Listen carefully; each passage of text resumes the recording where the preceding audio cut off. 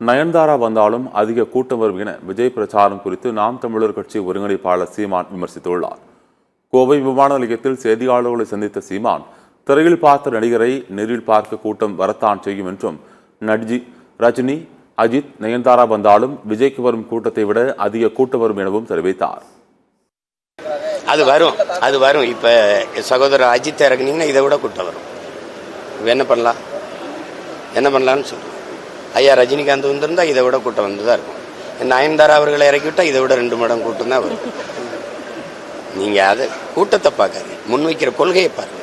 உருப்படாது. இல்லைன்னா உங்களை மாதிரி ஆளுகள்லாம் சேர்ந்துதான் அந்த நாட்டை நாசமாக்கிட்டே இருக்கிறீங்க.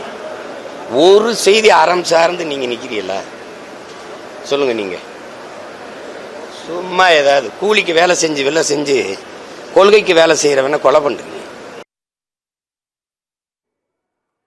தொடர்ந்து பேசிய சீமான், இலங்கை, வங்கதேசம், நேபாளத்தில் வந்த நிலைமை நமக்கு வராது என்று யாராவது உறுதி தர முடியுமா என்றும் கேள்வி எழுப்பினார்.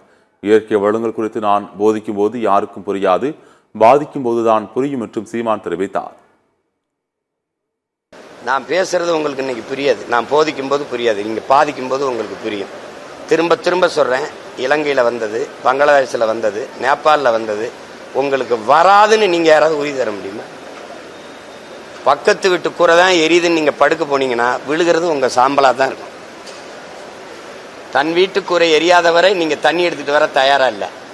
அடுத்த வீடு தான் எரியுதுன்னு ஆனந்தத்தில் தூங்க போறீங்க, மகிழ்ச்சியில தூங்க போறீங்க. பார்க்க நீங்க இருக்க மாட்டீங்க, விழுகிறது உங்க சாம்பல் தான் இருக்கும். எச்சரிச்சுக்கிறீங்க.